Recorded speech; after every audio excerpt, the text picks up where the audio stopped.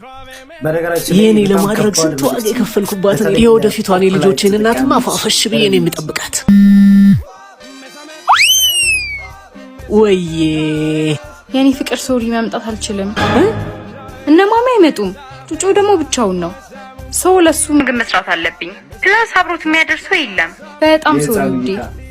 ባርኮት አትልፈስፈስ። ለችግር ቴንሽን ሳይሆን ሶሉሽን ፍጠር አላልኩም? የምትፈልገውን ለማግኘት ምንም አይነት ዋጋ መክፈል አለብህ። አለቀ። ጩጮውን አገናኘኝ። አቤት ቤቢዬ፣ እንዴት ነህ? አትጩ ፕሊዝ፣ ቀስ ብለህ። እሺ ቤቢዬ፣ ዛሬ እኔ ጋር ስራ ስላለባት ኬክ፣ በርገር ምንድነው የምትፈልገው? እኔ ላምጣልህ። እሺ ጥሬ ነገር ይሁንና ከዳዊትና ከሻኛ አድርግልኝ። ከዛ ጎረድና ገባ ያለ ክትፎ ጨምርበት። ይሻላል። እሺ ለምትፈልገው ነገር ዋጋ ክፈል ባርኮት።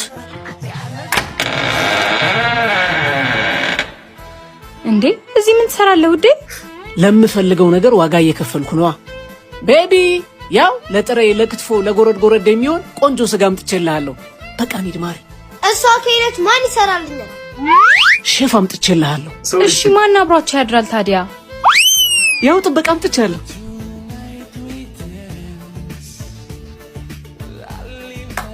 በቃ የምትፈልገውን ነገር ለማግኘት ምንም ነገር ታደርጋለህ ማለት ነው? አዎ፣ ግን ብዙ ጊዜ ሰዎች የምንፈልገውን ነገር በምኞት ብቻ ማግኘት እንፈልጋለን። ሁሉም ነገር ግን የተቀመጠለት ዋጋ አለው። ያንን ዋጋ የሚከፍል ሰው ብቻ የፈለገውን ያገኛል። ያለ ዋጋ የሚገኝ ነገር ምኞት ብቻ ነው። አይደለም ይቅርና የማፈቅራትን ሴት ዳቦ እንኳን የምናገኘው የዳቦውን ዋጋ 10 ብሩን መክፈል ስንችል ብቻ ነው። አንተም እኮ ዳቦ ለማግኘት ነው ዋጋ የከፈልከው። እኔ እንኳን የወደፊት ጎጆ ለመቀለስ ነው። ካነሳሽው አይቀር ግን ዋጋ የከፈልኩበትን ፍሬ የለብላ እንተኛ።